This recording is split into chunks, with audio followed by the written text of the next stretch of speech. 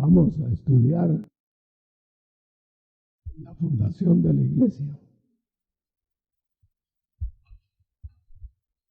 La iglesia de Cristo fue fundada con la piedra principal, que es Cristo.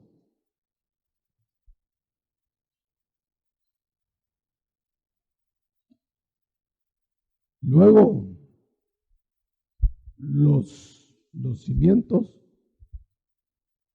que van en los fundamentos por los apóstoles del Cordero, más Pablo, porque escribió epístolas inspiradas. Ningún otro fundamentó de los apóstoles de la iglesia nada inspirado.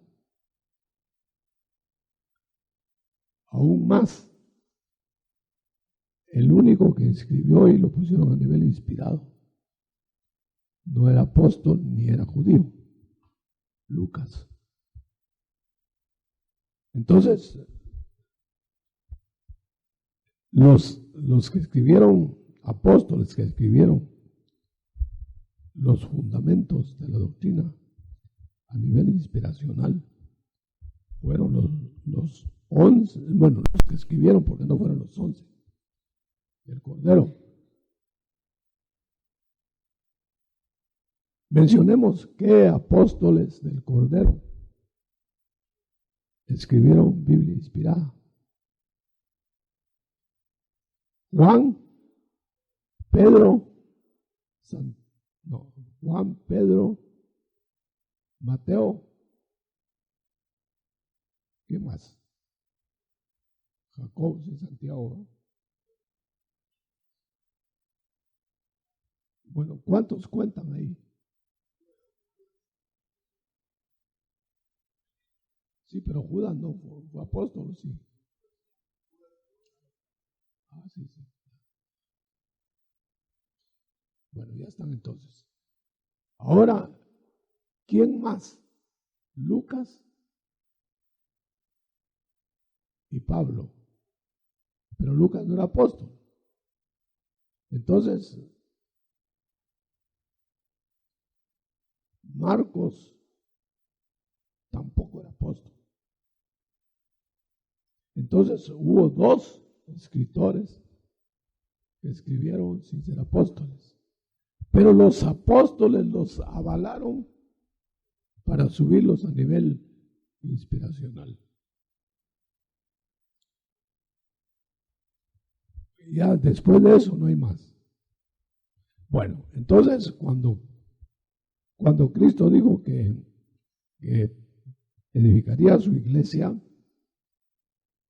colocó, según Pablo los cimientos, dice. Otros edificarían sobre los cimientos. Y cada uno mirará cómo sobreedificara. O sea que la iglesia está siendo sobreedificada en los fundamentos de los apóstoles que el Señor nombró. Ahora bien, ya no habrá más a nivel inspiracional Biblia, porque se cerró en Apocalipsis con Juan. Muy bien, entonces, si todo el canon está cerrado, ¿de qué habla Pablo? De que él, perito arquitecto, está edificando, puso los cimientos, otros plantaron, otros regaron, y el crecimiento lo dio el Señor. Ahí se está hablando de la edificación de la iglesia. Ahora tenemos que entrar por la puerta del libro de los Hechos. En el libro de los Hechos se narra cómo fue surgiendo la iglesia. Entonces, para llegar al punto que queremos ver esta mañana, es que la iglesia empezó reuniéndose en el el templo mientras llegaba el año 70, que fue la destrucción del templo de Jerusalén. En los patios del templo,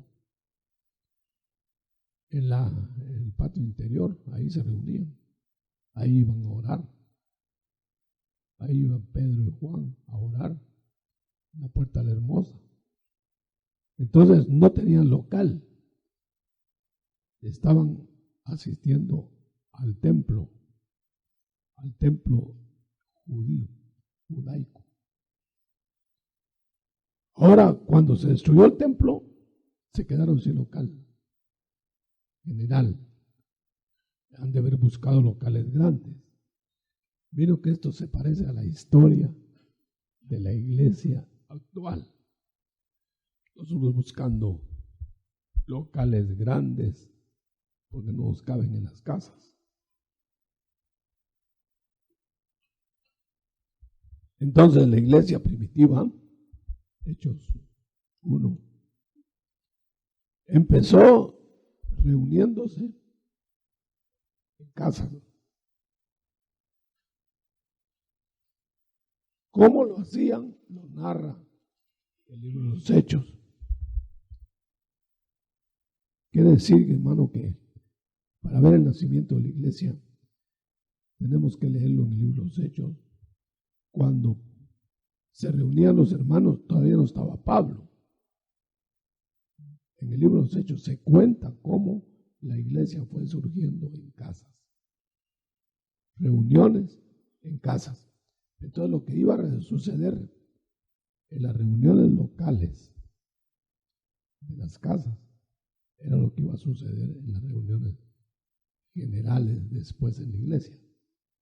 Ahí se hacía un culto como el que hoy tenemos. No eran discipulados. Era la iglesia reunida que por no tener local material lo hacían por grupos, por las casas. Esa era la iglesia. Entonces la iglesia, note usted, la iglesia de Cristo no era un local. La iglesia de Cristo era un conglomerado de personas que no cabrían en un local, pero que estaban haciendo culto a Dios por medio de Jesucristo, invocando el nombre de Cristo. Donde invocan el nombre de Cristo estoy yo. Esa era la iglesia. Ahora, si esa era la iglesia, ¿por qué la iglesia tuvo que alquilar o comprar o adquirir locales grandes? Porque no era prohibido que se reunieran lo más que pudieran en un local. No tenemos noticia dónde se empezaron a reunir las iglesias grandes que se fueron formando.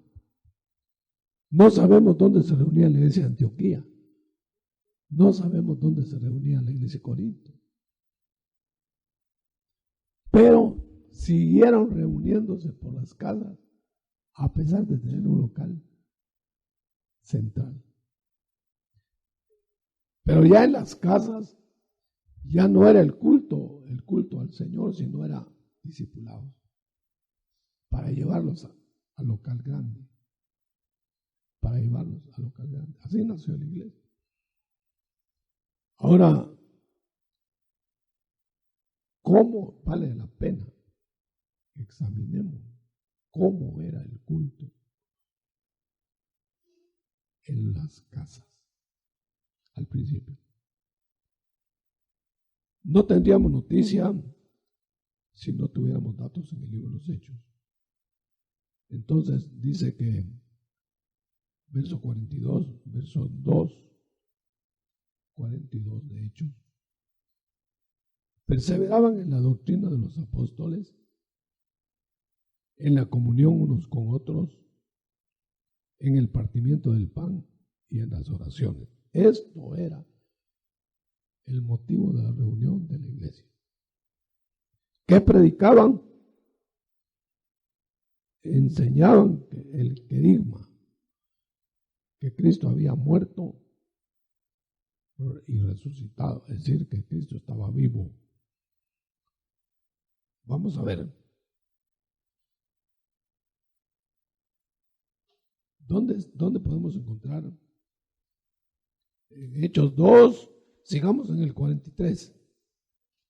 Sobrevino temor en toda persona, y muchas maravillas y señales eran hechas por los apóstoles. Todos los que habían creído estaban juntos, tenían en común todas las cosas, se reunieron en un grupo grande, vendían todo y se juntaban, y perseverando unánimes cada día. No tenían local todavía grande. En el templo, 46, hacían lo mismo, comían, partían el pan, oraban juntos, alababan juntos, y la iglesia iba creciendo en número 47. Bueno, ya tenemos, ¿sí? Sí, en las casas, dice aquí. Quiere decir que todavía no podían hacer el culto general, pero lo hacían en pequeño. Quiere decir que es legítimo tomar Santa Cena en pequeño. Y también es legítimo enseñar en pequeño, discipulado. Y es legítimo predicar en pequeño, por las casas. Todo esto está legitimándose aquí. Ahora, cuando surge Pablo, entonces Pablo empieza a dar la doctrina general. Quiere decir que la doctrina general es posterior a la formación de la iglesia. Ya se está formando la iglesia, note. Ya te está enseñando, pero no se tiene todavía toda la doctrina. Lo cual quiere decir que la doctrina no es salvadora. Es decir, si se muere un cristiano y no sabe nada de doctrina,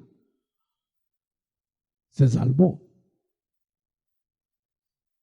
Porque se salvó por la predicación original, que es creer en Cristo, el sacrificio, y será salvo.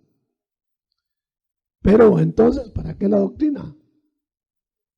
Para vivirla aquí, la vida cristiana.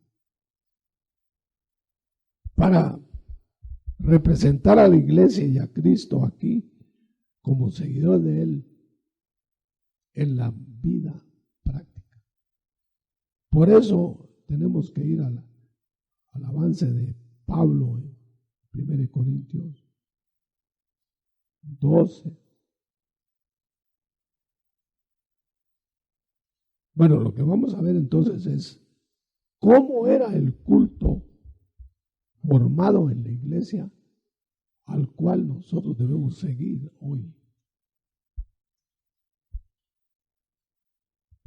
Si usted tiene una iglesia muy pequeña en casa, ¿qué culto tiene que hacer? Usted tiene que adherirse a todo el resto de los cristianos, tiene que relacionarse y tienen que buscar un local grande donde quepan, donde puedan reunirse el mayor número posible, sin olvidar los discipulados de enseñanza a domicilio, que es lo que estamos haciendo nosotros. Ahora, en 1 Corintios, 12:28, vamos a leer, desde el 27.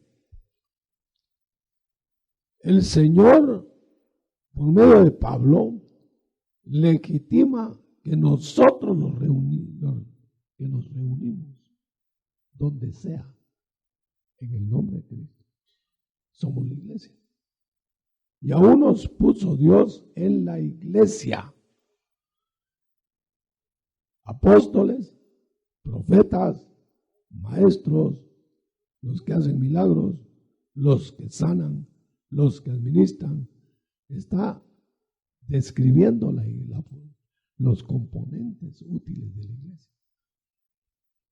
Ahora, estos componentes le agrega que recibieron dones. Entonces, en el capítulo 14 ya habla de las reuniones generales de la iglesia. 14:26. ¿Qué hay, hermanos, cuando reunís? ¿En dónde? Donde sea. No especifica. Cada uno de vosotros, a la iglesia donde vayáis, fíjense bien, donde sea, pues, el local de que sea grande, sea pequeño, debe tener alabanza inspirada en salmos. El que tenga eso, que lo lleve, dice. Alguien ha sido enseñado en doctrina del Señor, que la lleve ahí. ¿Tiene alguno lengua? Recibe al hablar en lenguas, que el del mensaje en lengua. Ahí. ¿Tiene revelación? Que dé la revelación. ¿Tiene interpretación? Que la interprete. Todo en orden.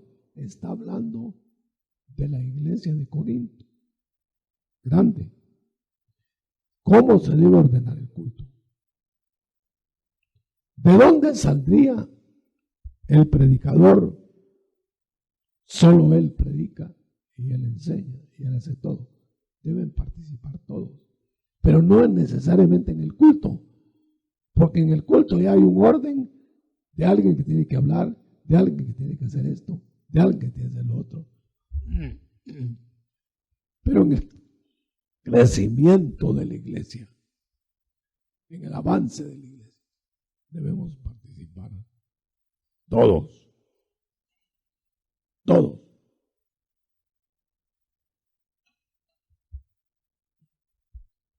Vamos a ver. Verso 37, 14, 37. Reconozca si alguien tiene espíritu, que lo que les escribo es mandato del Señor, dice Pablo. Y todo debe hacerse decentemente. Bueno, entonces, a lo que vamos llegando es, se instituyó la iglesia, se debe reunir donde quepan. Esto legitima las reuniones masivas, las reuniones de la proporción que sean. Pero debe haber un orden establecido porque el Señor puso en la iglesia, no en el local tal o cual, en la iglesia, los 5 ministerios que van a controlar eso. Ya lo vimos en el pasaje de 12, ¿verdad? 1 Corintios 12. A uno puso Dios en la iglesia. Entonces, si la iglesia es de Cristo, debe tener moviéndose en su seno, aunque no instalado en la iglesia local, pero moviéndose, los 5 ministerios. ¿Para qué? Para poner el orden de los dones, para nombrar ancianos, para hacer esto, para hacer lo otro, para organizar la iglesia. De tal manera que no hay, usted lo puede notar aquí, no hay ninguna iglesia, hasta la altura que vamos viendo, solitaria. Surgió una. Y cortó vínculos con el apóstol. Y se aisló. Diótrefes. Lo dibujan en la Biblia. Entonces él se quedó solo, ya no dejó que llegara Juan, ni que llegaran los hermanos, y quedó desligado de la iglesia. Quiere decir que no hay iglesia que no incorpore si va a ser legítima iglesia de Cristo. Los 5 ministerios. Como un organismo. Ahora, por supuesto, eso no quiere decir que eso es obligado. Deben hacerlo.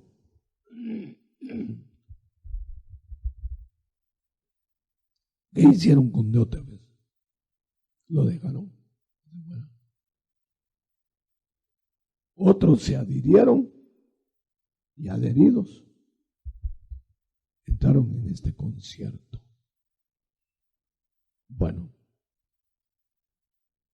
hermanos, por ejemplo, Pablo supo después, porque él se enteró después, que estos dones que Dios puso en la iglesia que él estaba edificando para el futuro, puso administradores, puso todos los que narran el verso 28 del capítulo 14, o que digo del capítulo 12 del 1 Corintios. Ahí pone toda la cantidad de gente, o una muestra de la cantidad de gente que en las distintas áreas va a participar. Ahí están las ayudas, ahí están los administradores, ahí están los maestros, todo. Ahora, si eso va a caminar así, los 5 ministerios se van a encargar del orden, especialmente el apostólico, del culto local.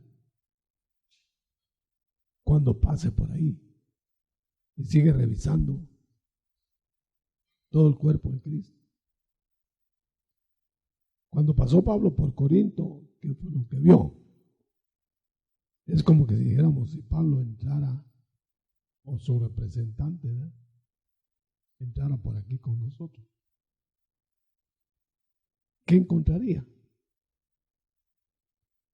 de la iglesia de Cristo? Entonces entró en Corinto, pongamos el ejemplo de la Biblia, entró en Corinto y en Corinto encontró una superabundancia de dones, pero encontró que no todos los dones eran legítimos, que había que examinarlos. Encontró que se atropellaban unos con otros y no era un desorden. Encontró que tomaban a profetizar todo el día y estropeaban el culto. Encontró que otro estaba sanando gente y se le olvidaba el resto. Entonces Pablo, con la autoridad que tenía, detuvo ese desorden y puso orden. Entonces el ministerio apostólico pone orden en las reuniones de la iglesia, en donde quiera que se le reconozca su autoridad. El problema que tenemos nosotros, que en aquel tiempo no tenían, ya empezaban a tener los apóstoles, es que no todo el que se llama cuerpo de Cristo acepta el ministerio apostólico, por ejemplo. Yo no puedo ir a regular las reuniones de iglesias que no aceptan el ministerio. Pero las iglesias que aceptan el ministerio, o los ministerios apostólicos, los 5, se deben sujetar al orden divino de la Escritura. Entonces, los maestros deben ir a enseñar a todo el cuerpo de Cristo, formar un equipo que va a enseñar la palabra legitimado por un respaldo apostólico, por todo el cuerpo de Cristo, no solamente una congregación. Esa congregación debe ser visitada por todos los ministerios viables, respaldados, y no debe ser visitada por ningún ministerio no respaldado. Ahora, son miles de ministros autoministros ahora en el mundo. Ellos se presentan, ellos se respaldan. ¿Quién los respalda?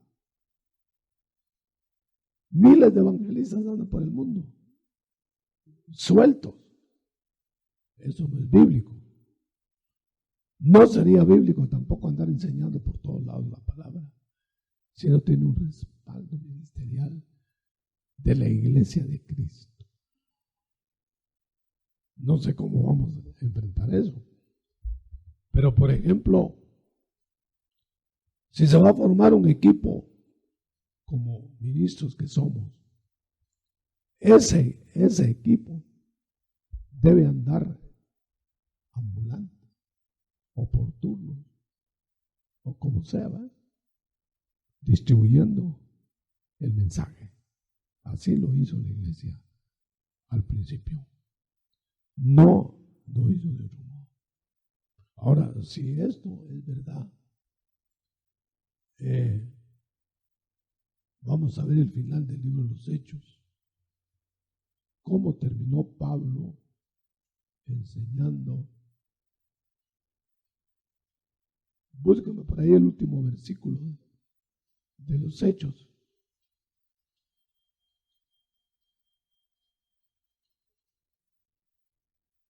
¿Quieren leerlo, por favor?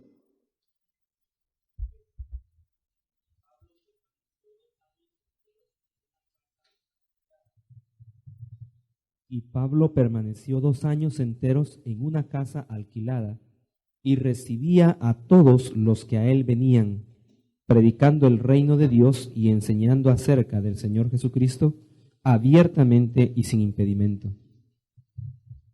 Quiere decir que Pablo terminó enseñando en una casa.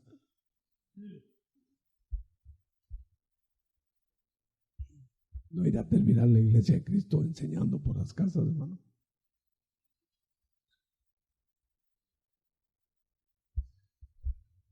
Bueno, no especulemos.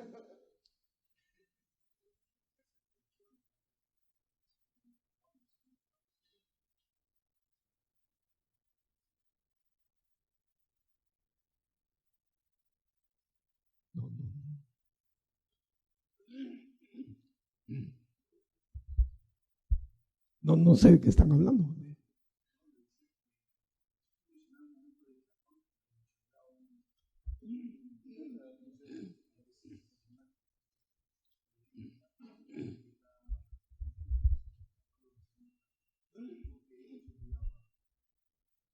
No, las iglesias, aparte de Dios ni conoció, creo, a Pablo. Pablo fue posterior.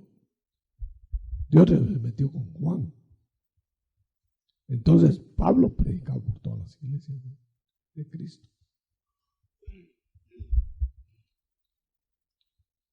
Bueno, vamos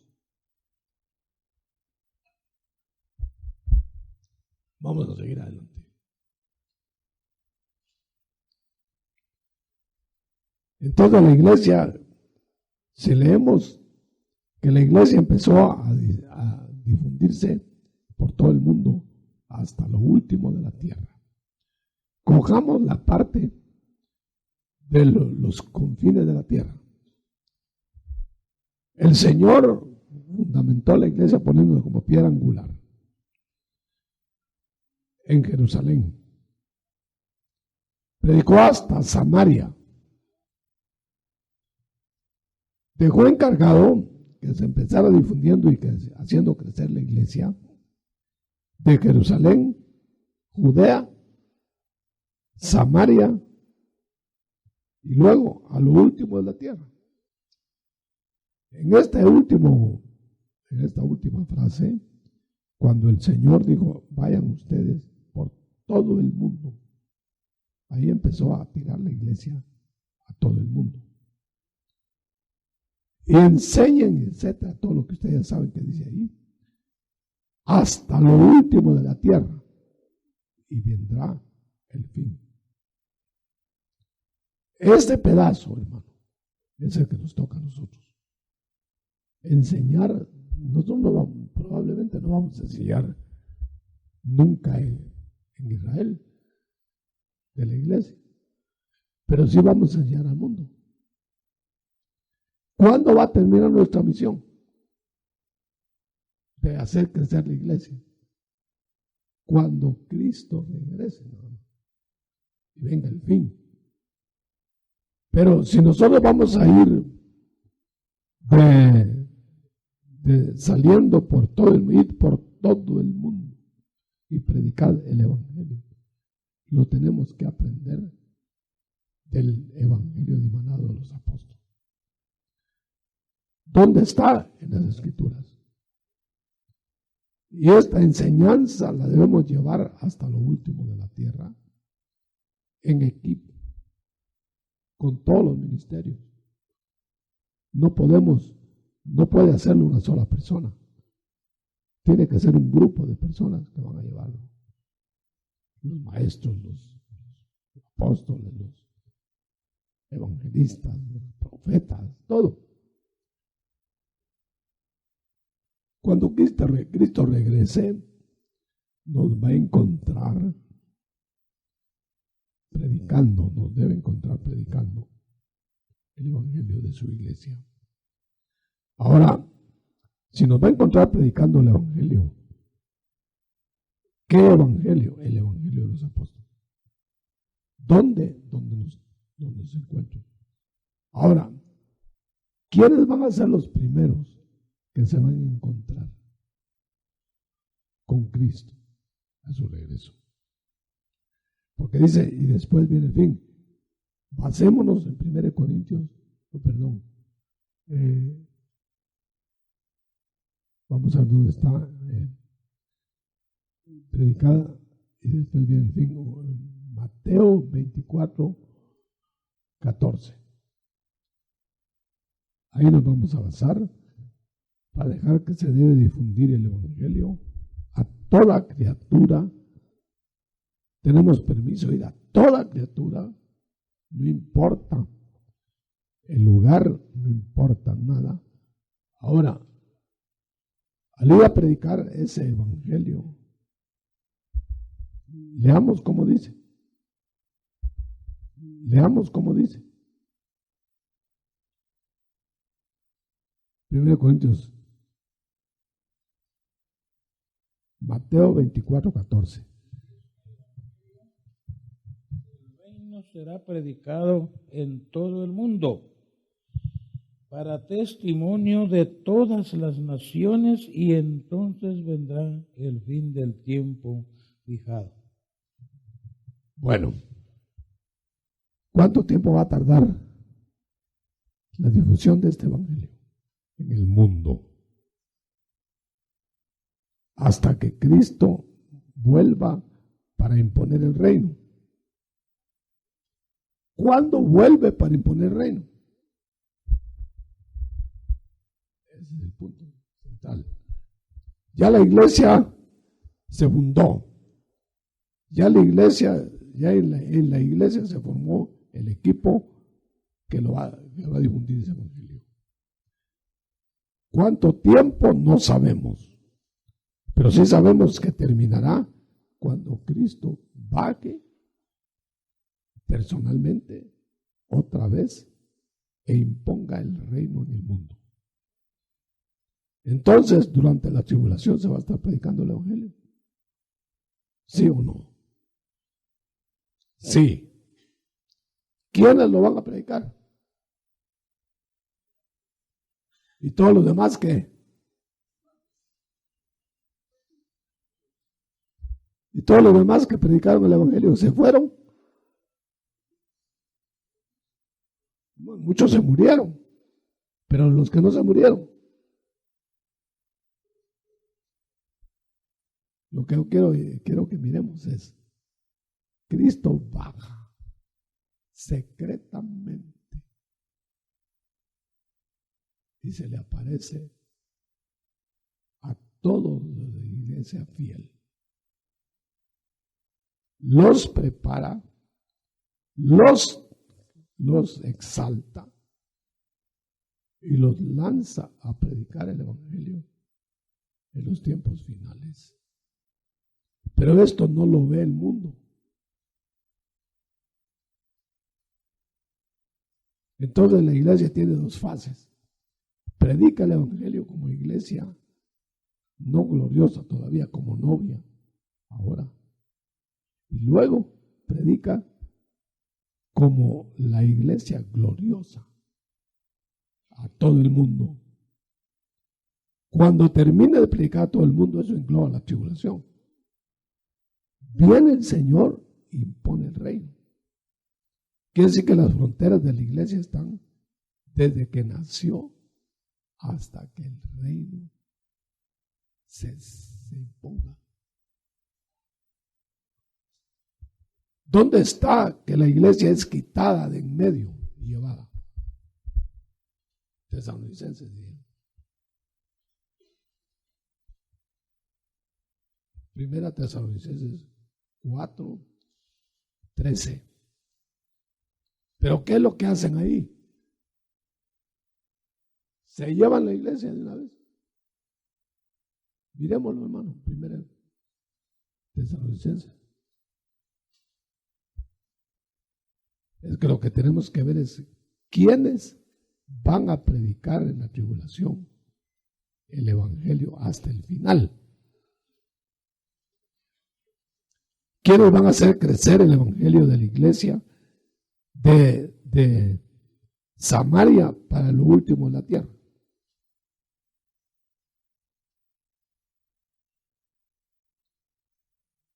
¿Quién va a leer 1 Tesalonicenses?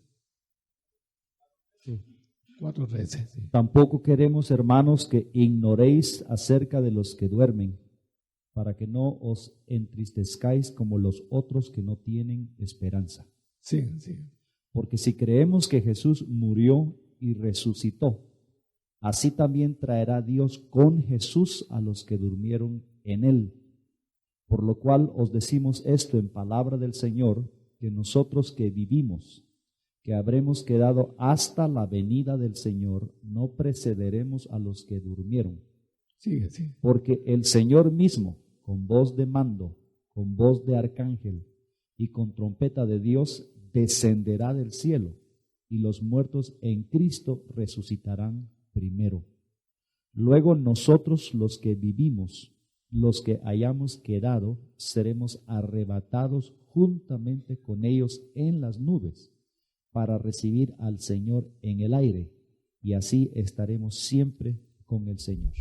Noten que no está hablando de una ausencia en la tierra cuando Cristo venga. Cristo viene, prepara su iglesia para la última jornada, la jornada gloriosa, en la que Pablo se cuenta ahí, él, para predicar el evangelio en la fase final, antes de que Cristo regrese. Y todos que no precederemos, dicen, no, nadie precederá en arrebatamiento, sino en preparación, sí.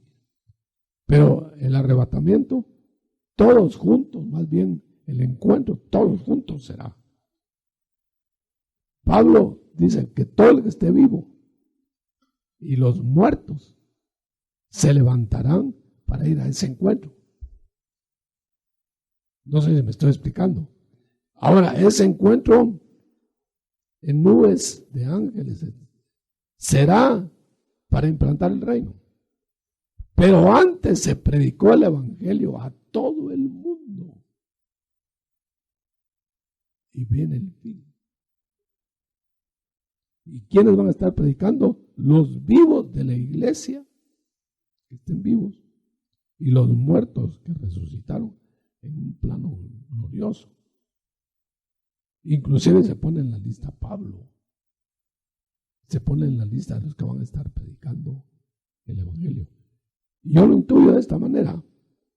Sea que Pablo haya muerto o no haya muerto, de todos modos se pone en la lista de los que van a estar predicando hasta el final. Y Cristo viene y se encuentra con ellos.